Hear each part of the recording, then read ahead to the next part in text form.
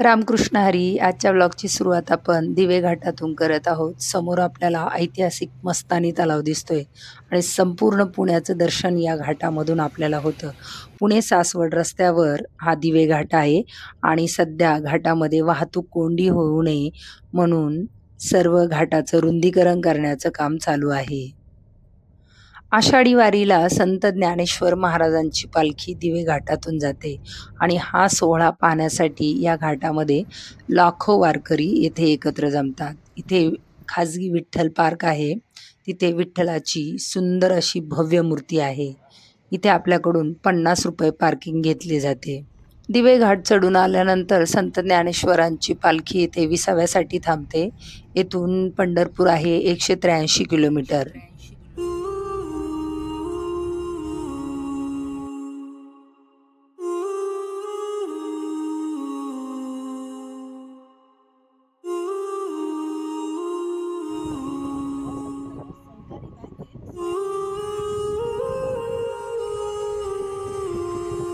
सगळीकडे हिरवेगार डोंगर, पावसाळी वातावरण आणि ही मराठी गाणी. Best combination.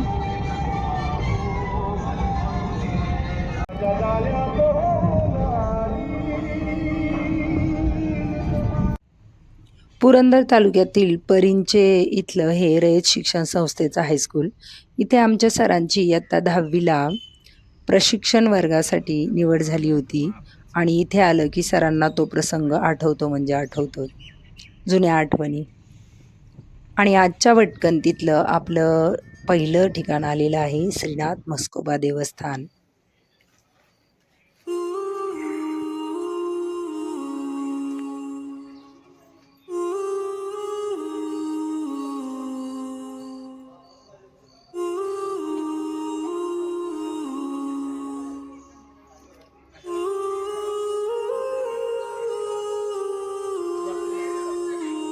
पुरंदर तालुक्यातील वीर गावामध्ये पूर्णगंगेच्या उत्तर तीरावर श्रीनाथ म्हस्कोबा देवस्थान वसलेले आहे. हे सासवडपासून 25 किलोमीटर आणि जेजुरीपासून 30 किलोमीटर अंतरावर आहे. श्रीनाथ म्हस्कोबा हे मूळचे काशीचे कोतवाल श्री काळ भैरव यांचे अवतार मानले जातात. हा देव स्मशानभूमीत प्रगट झाल्यामुळे त्यांना म्हस्कोबा हे नाव मिळाले. येथे माघ पौर्णिमेदरम्यान श्रीनाथ म्हस्कोबा महाराजांची मोठी यात्रा भरते. यात्रेची सांगता प्रसंगी श्रीनाथ साहेबांचं चांग भलं आणि सवाई सर्जाचं चांग भलं असा जयघोष करत लाल गुलाबी रंगांची व गुलालाची उधळण केली जाते. या यात्रेमध्ये लाखो भाविक सहभागी होतात. या देवाचे दर्शन घेतल्याने आणि मनापासून भक्ती केल्याने भक्तांचे सर्व साकडे व इच्छा पूर्ण होतात अशी लोकांची गाढ श्रद्धा आहे. मंदिर पूर्वाभिमुख आहे. मुख्य प्रवेशद्वारातून आत गेल्यानंतर पादुका मंदिर आहे आणि देवाचे वाहन असलेला घोडा पाहायला मिळतो. यात्रा काळात पादुका मंदिराच्या शिखरापासून मुख्य मंदिराच्या कळसापर्यंत फेटा बांधला जातो. या धार्मिक विधीला ध्वज बांधणे असं म्हणतात.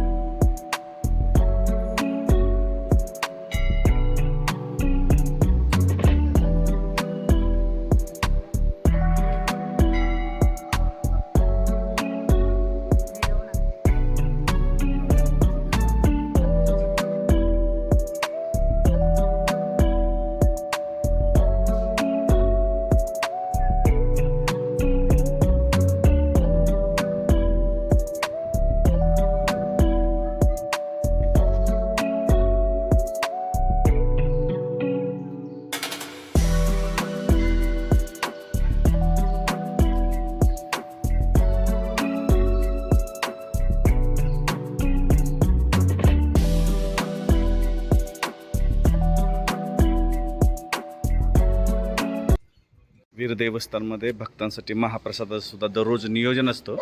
तर त्याच्या संदर्भात आपल्याला आपण माहिती घेऊया. हां बाबा, किती वाजता असतंय? श्रावण महिना अख्खा महिना असतो. रविवार, पौर्णिमा, चतुर्थी, अमावस्या ही 12 महिन्यातून 7 भांडारा असते. आणि दररोज किती वाजता सुरू होतं? 10 10:30 निवड निघतो. हां 11 11:30 वाजता जेवण चालू. हां, ते किती वाजेपर्यंत? हा ते किती वाजेपर्यंत चालू असतं? जोपर्यंत आहे तोपर्यंत वाढायचं. म्हणजे जी तुम्ही तयार करता, मानकरी आपलं भरलं की आपलं दाखवा जायचं प्रत्येक ठिकाणी. म्हणजे आज खिचडी, खिचडी आणि अं, भात, रवा आणि सांबार. वीर येथील श्रीनाथ म्हस्कोबा देवस्थानमध्ये खास करून संपूर्ण श्रावणभर विविध भाविकांना त्या ठिकाणी महाप्रसादाचं नियोजन येथील ग्रामस्थ आणि म्हस्कोबा भक्तांच्या नाथ भक्तांच्या वतीने असतो. तर आज पहिला श्रावणी सोमवार आणि पंचमी आहे. तर त्या मुहूर्तावरती धुमाळ आणि खेंगरे परिवार तर त्यांच्या वतीने महाप्रसाद आहे. पण थोडीशी त्यांच्याकडनं माहिती घेऊया. बरं, आता थोडंसं नाव सांगा.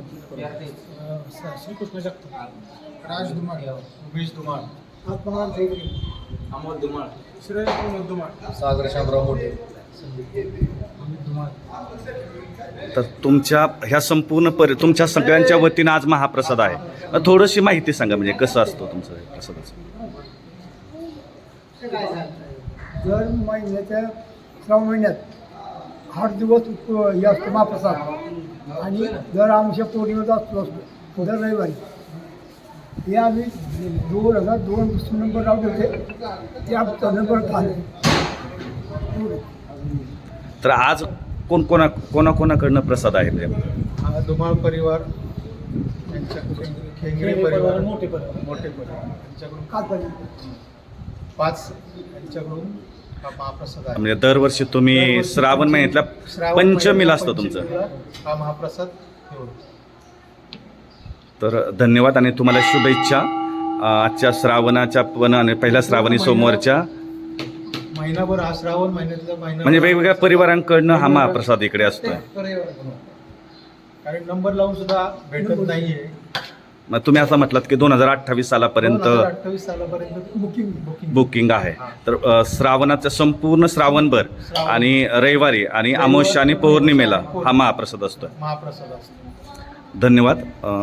तर तुम्हा सगळ्या परिवारांना आज जो महाप्रसाद ज्यांनी ठेवलेला आहे त्या सगळ्यांना नाथांच्या वतीनं हार्दिक शुभेच्छा असतील आणि श्रावणाच्या पण आपल्याला सगळ्यांना शुभेच्छा. धन्यवाद. श्रीनाथ म्हस्कोबा यांचं दर्शन घेतल्यानंतर आता आपण वीर धरण पाहण्यासाठी निघालेलो आहोत. मंदिरापासून 2 ते 2.5 किलोमीटर अंतरावर हे धरण आहे.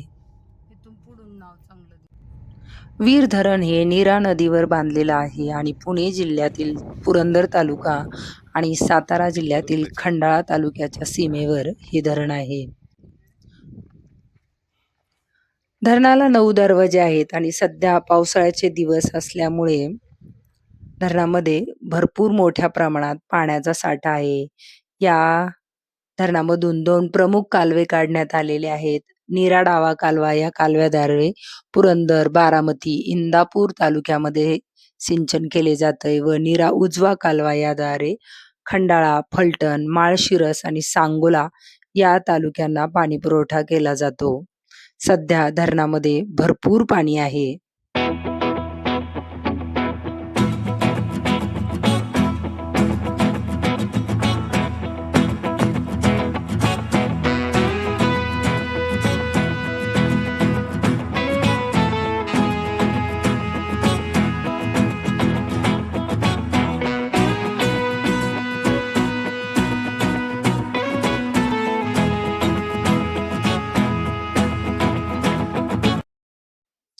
वीर धरणातील पाणी पाहण्यासाठी चढून जाताना काही वाटलं नाही, पण उतरताना मात्र चांगलीच कसरत करावी लागली.